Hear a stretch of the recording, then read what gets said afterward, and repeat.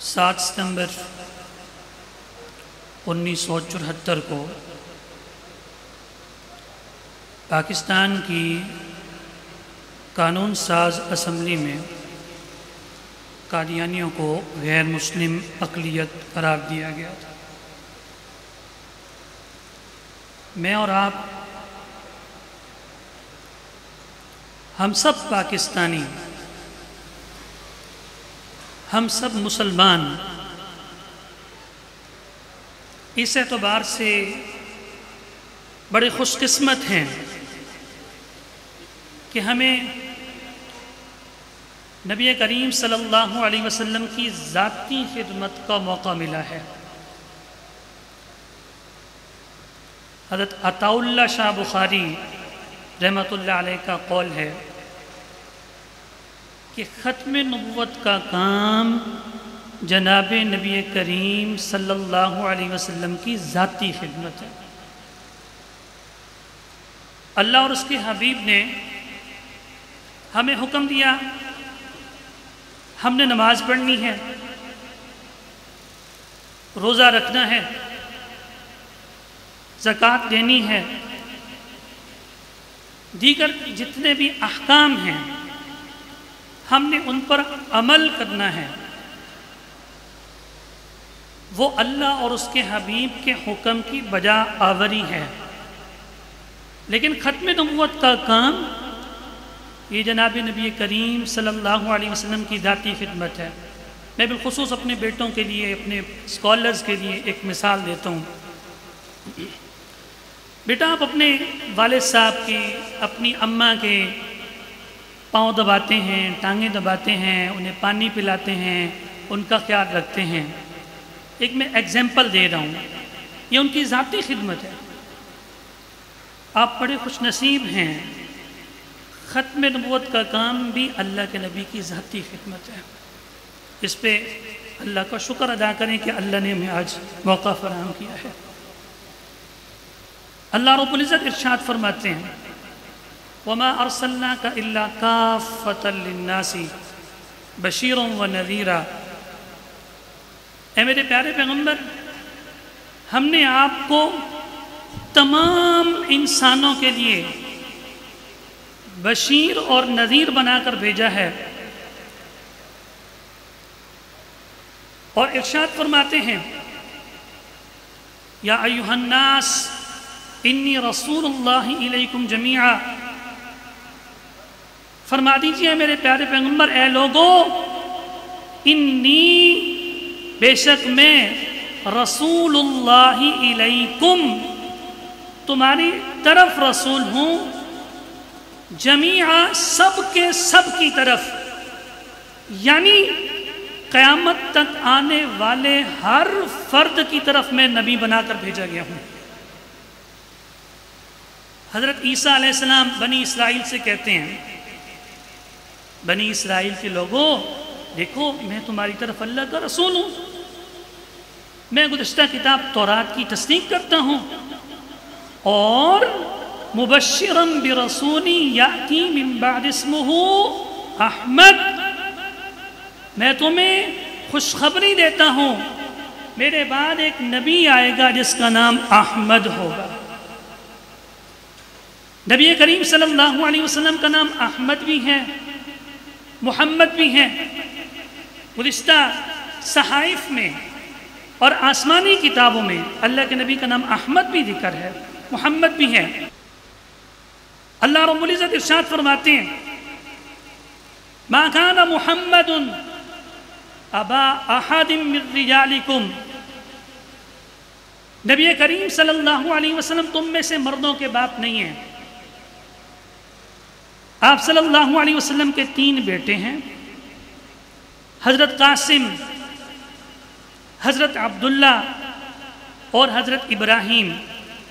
یہ تینوں چھوٹی عمر میں وفات پا گئے تھے، بالغ نہیں ہوئے تھے، لہٰذا آپ مردوں کے باپ نہیں ہیں۔ اس آیت کا شان نزول دیکھیے، آپ کو مسئلہ ختم نبوت سمجھ آ جائے گا۔ حضرت خدیجہ الکبریٰ رضی اللہ تعالی عنہا کا بھتیجا حکیم بن حزام اس نے ایک غلام خریدا جس کا نام زید بن حارثہ تھا۔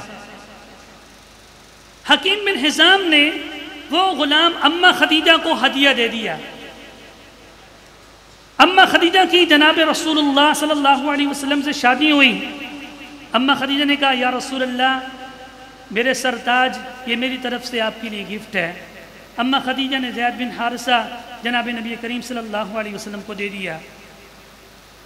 چونکہ زید بن حارثہ کوئی خاندانی غلام نہیں تھے، عیسیٰ علیہ السلام کے پیروکار تھے، وہ ایک آزاد گھرانے سے تعلق رکھتے تھے۔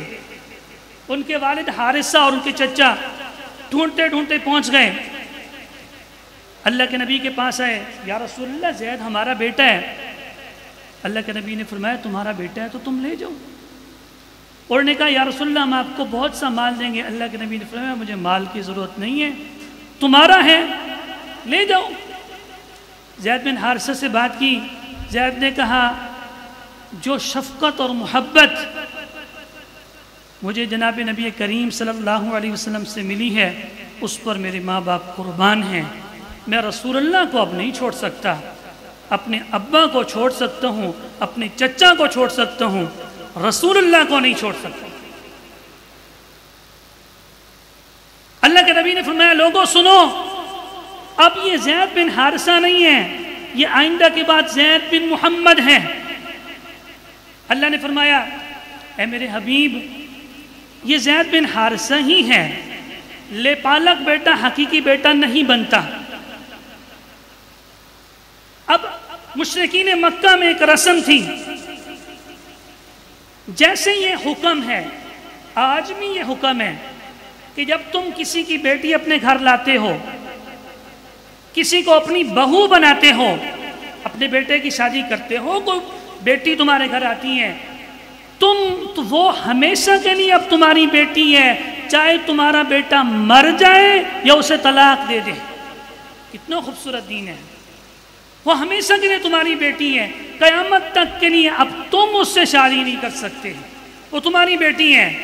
یہاں اسلام یہ بھی سمجھ جاتا ہے اس سے برتاؤ بھی بیٹیوں والا کرنا ہے، لیکن چونکہ زید تو منہ بولے بیٹا تھا، منہ بولے بیٹے کے لیے یہ حکم نہیں ہے۔ اللہ نے فرمایا میرے حبیب آپ زید بن حارثہ کی بیوی سے شادی کریں۔ زید بن حارثہ نے اپنی بیوی زینب بنت جحش کو طلاق دی۔ اللہ کے نبی نے وہ مشرکانہ رسم توڑی اور لی پالک بیٹے کی بیوی سے شادی کی۔ کیوں؟ ما کان محمد ابا احد من رجالکم، نبی کریم صلی اللہ علیہ وسلم تم میں سے مردوں کے باپ نہیں ہیں، لہذا لے پالک بیٹے کی بیوی سے شادی کر سکتے ہیں، اور آپ کے بعد چونکہ کوئی نبی نہیں آنا اس لیے یہ رسم بھی محمد الرسول اللہ سے توڑوائی ہے۔ آگے فرمایا ولیکن رسول اللہ، یہاں ایک کوشچن ہے آپ کے ذہن میں آئے گا، باپ تو بیٹے کے لیے جان قربان کر دیتا ہے۔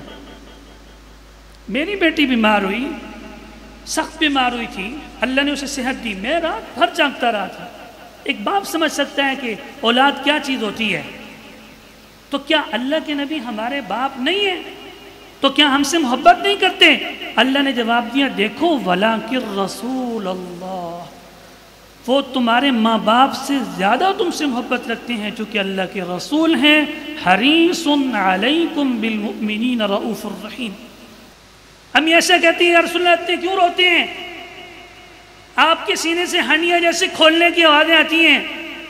اللہ کے نبی فرماتے ہیں اپنی امت کے لیے، اور قیامت کے دن ہر نبی نفسی نفسی نفسی کہہ رہا ہوگا، میرا اور آپ کا نبی محمد الرسول اللہ امتی امتی کہہ رہا ہوگا۔ ولیکن رسول اللہ وخاتم النبیین، اور وہ جو سلسلہ ختم نبوت ہے اس کو ختم کرنے والے ہیں۔ اللہ کے نبی صلی اللہ علیہ وسلم کا فرمان ہے اس وقت تک قیامت نہیں آئے گی جب تک میری امت میں 30 ایسے کذاب پیدا نہیں ہوں گے جن میں سے ہر شخص یہ گمان کرے گا کہ میں اللہ کا نبی ہوں۔ انا خاتم النبیین لا نبی بعدی، میں آخری نبی ہوں، میرے بعد کوئی نبی نہیں آئے گا۔ اور اگلی بات سنیں، اللہ کے نبی نے فرمایا لو کان بعدی نبی لکان عمر، اگر میرے بعد کوئی نبی ہوتا تو عمر ہوتا، اگر عمر نبی نہیں بنا تو کوئی نبی نہیں بن سکتا۔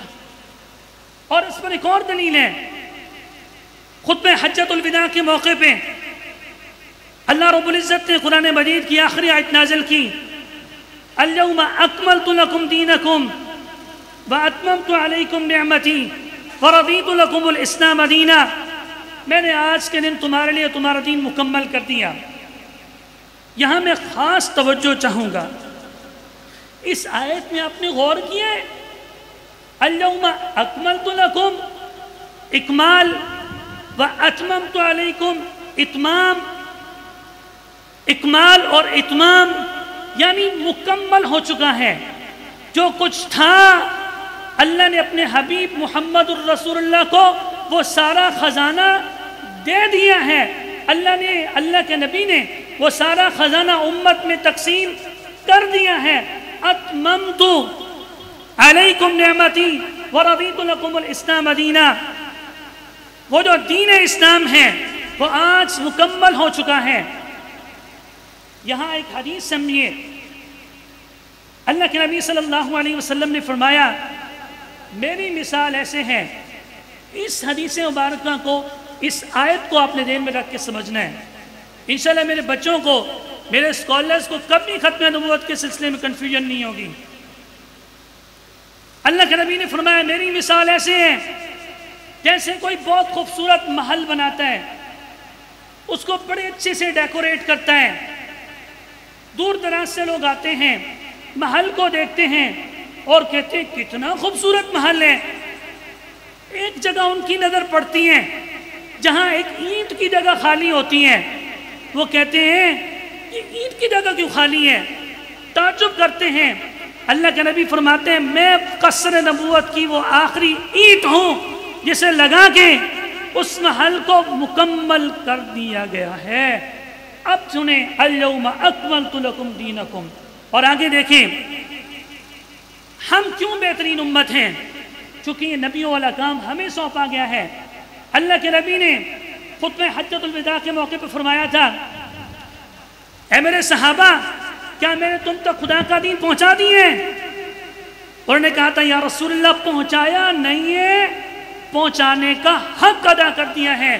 آپ نے فرمایا تھا میری ڈیوٹی ختم ہو چکی ہے، اللہم اشہد اللہم اشہد اللہم اشہد، اے اللہ تو گواہ ہو جا، اے اللہ تو گواہ ہو جا، اے اللہ تو گواہ ہو جا۔ اور سنو بلغوا عنی ولو آیہ، میری طرف سے تمہیں ایک آیت بھی پہنچے تو آگے پہنچاؤ۔ کیوں؟ کیونکہ اب محمد الرسول اللہ صلی اللہ علیہ وسلم کے بعد کوئی اور نبی نہیں آئے گا۔ اللہ رب العزت سمجھنے کی توفیق عطا فرمائے۔